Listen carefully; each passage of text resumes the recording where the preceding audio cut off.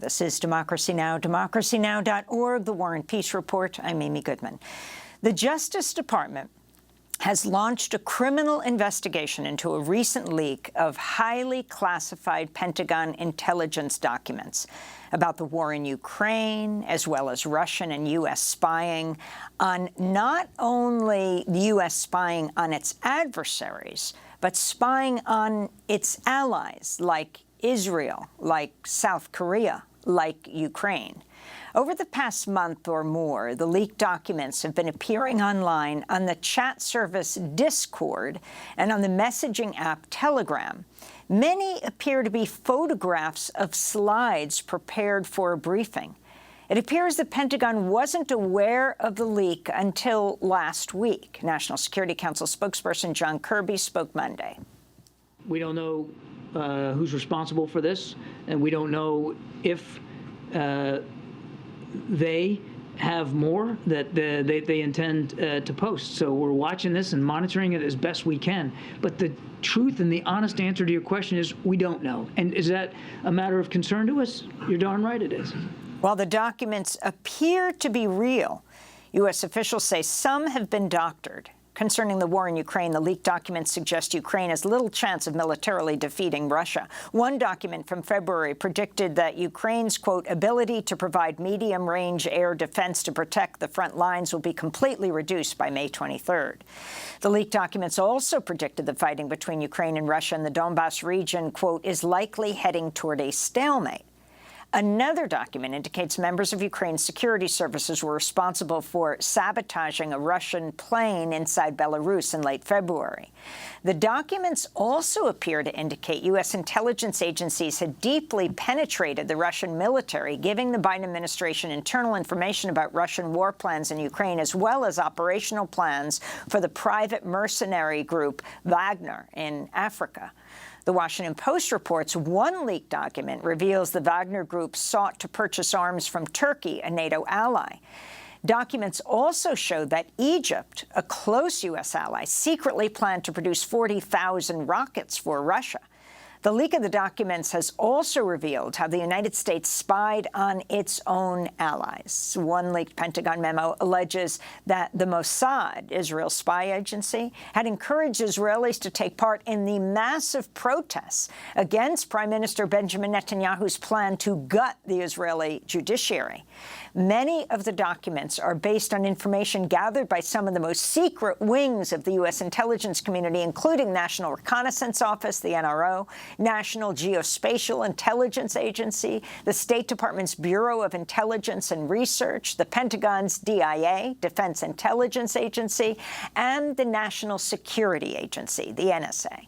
We go now to Washington, D.C., where we're joined by James Bamford, longtime investigative journalist and author focused on the intelligence community. In 1982, he published The Puzzle Palace, the first book exposing the inner workings of the NSA, the National Security Agency. His latest book, just out, is called Spyfail: Foreign Spies, Moles, Saboteurs, and the Collapse of America's Counterintelligence. Jim, welcome back to Democracy Now! It's great to have you with us again. Why don't you just start off by, as you evaluate what has been released, this intelligence, if it's real, and by all accounts it looks real, of the U.S. spying on adversaries and allies. Talk about what's most significant and where these documents are from. Well, in terms of significance, I think the most significant outcome of this is danger that we may lose actual human beings in Russia, because a lot of the documents indicate that we have collected information from the inner workings of the Russian government, the intelligence services and the military. So there are people that may be giving us information, and now that these documents have come out, it gives the Russians an opportunity to do a mole hunt, the hunt for people who are giving that information away. As a matter of fact, officials told the New York Times and the Washington Post that the revelations might lead Russian mole hunters to the doorsteps of American spies in their ranks. And that's the problem. The problem is that when these type of documents leak, especially during a period of war, there's dire consequences that can happen to the people who are helping the U.S. by giving them information.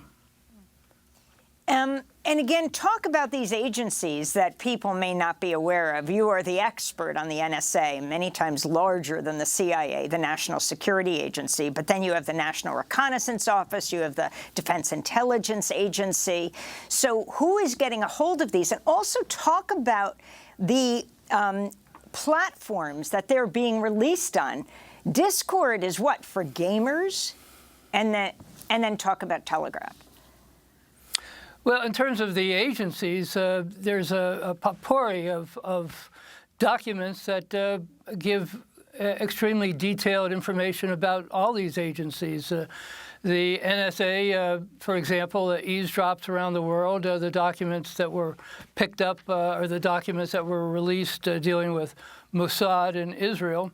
That came from eavesdropping, from NSA eavesdropping on the communications of Mossad. So then you have the National Reconnaissance Office. They're in charge of putting spy satellites in orbit. The National Geospatial Intelligence Agency, which analyzes the imagery. Again, that information also came out in these documents because there's documents that show how we were able to collect information by satellite. So there's a wealth of what they call sources and methods, both human and technical, that were released by the documents. Now, strangely, mostly documents that are leaked appear in major news organizations, the New York Times, Washington Post, Wall Street Journal, whatever. They never appear on gaming platforms, so this is a first for that. It's hard to say why any of this stuff is appearing or why it's appearing on those platforms. Usually there's three reasons for spying. That was one of the reasons I wrote Spyfail, because there are so many spies out there that the U.S. never ends up catching. And there's three main reasons. One is money, obviously. Most spies want to sell secrets for money. Another is ideological. They want to help a foreign government. They don't care much about money. And the third reason is basically the thrill or else anger. So that could be the reason that these documents were released. The third reason, anger. Somebody was angry and they decided that they're just going to put these documents on whatever platform they happen to be using. So it's very hard to know. The key point is that the government keeps losing documents. Just a few years ago, the NSA lost upwards of 500 million documents. Employees just walking out the door with these documents. They lost 3/4 of cyber weapons, the United States cyber weapons. The NSA lost 3/4 of them. Somebody stole them and put them up on auction. The North Koreans ended up getting the cyber weapons, and so did the Russians, and they turned them on the United States. So there is a complete lack of accountability when it comes to classified information, top secret documents, and so forth. It just walks out the door and nobody ever gets fired. Well, James Bamford, we're going to continue this discussion with part 2 after this show ends, and we're going to post it at democracynow.org to talk about the most significant revelations in this, from the war in Ukraine to what's happening in Israel to Egypt to possibly secretly wanting to produce rockets for Russia, a U.S. ally, Egypt, as is Israel. James Bamford, longtime investigative journalist and author. His most recent book is titled Spyfail: Foreign Spies, Moles, Saboteurs, and the Collapse of America's Counterintelligence. By the way, a happy belated birthday to David Prude. Stay tuned to part 2 at democracynow.org. I'm Amy Goodman.